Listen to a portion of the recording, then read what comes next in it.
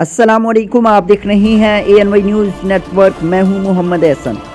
Bulletin में सबसे पहले खबर शामिल करते हैं बहावलपुर कायमपुर से हमारे सीनियर रिपोर्टर मोहम्मद इमरान आरई की रिपोर्ट के मुताबिक बैनुल-अक़वामी शोहरत याफ्ता मारूफ रूहानी मुआलिज पीर उस्मान गनी ने अपने मरहूम बेटे उमर उस्मान की रूह के साले स्वाब के लिए अपने हस्पताल बहाली माजूरा में आटे की खैरात की, जिसके लिए उन्होंने आटे के 1000 थैले गुरबा मसाकीन में तकसीम करने का ऐलान किया, जिस पर कायमपुर और गिरदनूह से मुस्तहकीन कसीर तादाद में जमा हो गए।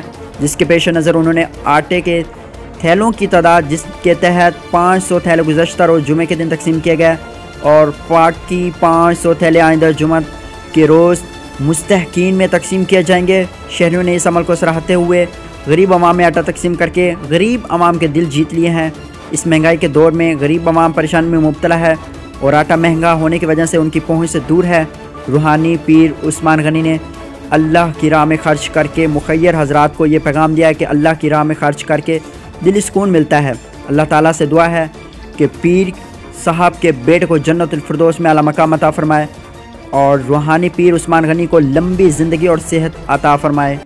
अस्सलाम वालेकुम रहमतुल्लाहि व बरकातुहू। आज हमने अपने शहर के जो गरीब और मुस्तहिक लोग हैं, सब दोस्तों की दुआओं की वसीलत से हमने 1000 घरों में आटा तकसीम करने जा रहे हैं। माशाल्लाह अल्लाह पाक ने हमें तौफीक दी और ऐसे ही जैसे जैसे हमारे पास लोग आएंगे हम उनको इंशाल्लाह आटा भी देते रहेंगे और इंशाल्लाह ये 1000 से 2000 भी होगा, 3000 भी होगा और 4000 भी होगा इंशाल्लाह। तो मैं अपने दादाजी को कहूँगा कि वो दुआ करवाएं और हमारे इस काम में बरकत डालें। ठीक है।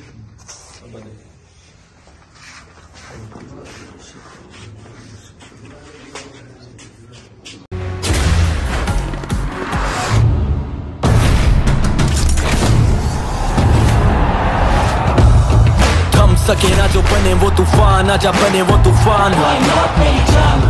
आजा चले ऐसा सफर के दे मंजिल भी सलाम। ख्वाब देखे जो वो पूरे करने को कई नींद की हराम। सारा खून पसीना और ये जान जनून के नाम। Batsman is gone and that typical celebration. Why not मेरी जान?